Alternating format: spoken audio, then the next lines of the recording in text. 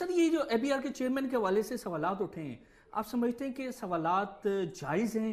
اور جو تعیناتی ہے وہ ایک بہتر جو کریڈیبل شخص ہے وہ لا کر ABR کے اوپر بٹھا سکتے تھے اس کو چلانے کے لیے؟ دیکھیے میرے خیال میں اس بات میں کوئی شک نہیں ہے کہ اگر ABR کے اندر وہ کوئی ایسا شخص لاتے جو ٹیکس سے ریلیٹڈ ہوتا، چاہے وہ کسٹم سے ہوتا، چاہے وہ سیل ٹیکس سے ہوتا، چاہے وہ انکم ٹیکس سے ہوتا، اس کو معلوم ہوتا کہ لیکیج کہاں کہاں اور کس طرح ہوتی ہیں۔ لیکن اگین PTI کا پہلا جو ایجنڈا ہے وہ ہے کرپشن کو ختم کرنا،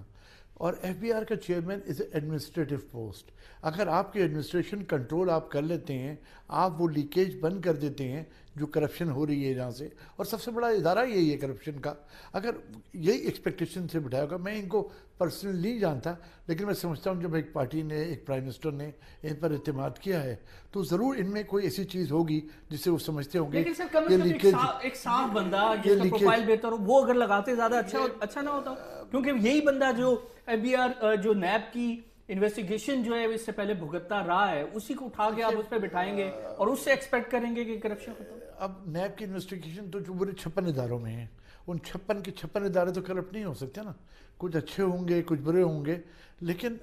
ابھی کوئی چیز ثابت نہیں ہوئی تھی، نہ کوئی چیز ایسی آئی تھی۔ تو جب یہ گورنمنٹ لے کر کے آئی ہے جس کا نعرہ کرپشن کے خلاف ہے، تو میں سمجھتا ہوں یہ اپنے حساب سے ایک صاف آدمی کو لے کر کے آئے ہوں گے اس ادارے میں، اور ہم ایکسپیکٹ کرتے ہیں کہ انشاءاللہ چیزیں بہتر ہوں گی۔ لیکن میں پھر دہراؤں گا، بہتر یہ ہوتا کہ یہ ان آدمیوں کو لے کر کے آتے جن کو پتہ ہوتا کہ کرپشن کے کہاں کہاں لیکیج ہیں، کہاں کہاں راستے کرپشن کے، ان کو وہ چیزیں سمجھنی پڑیں گی، سیکھنی پڑیں گی، وہ سمجھا ہوا شخص آ جائے۔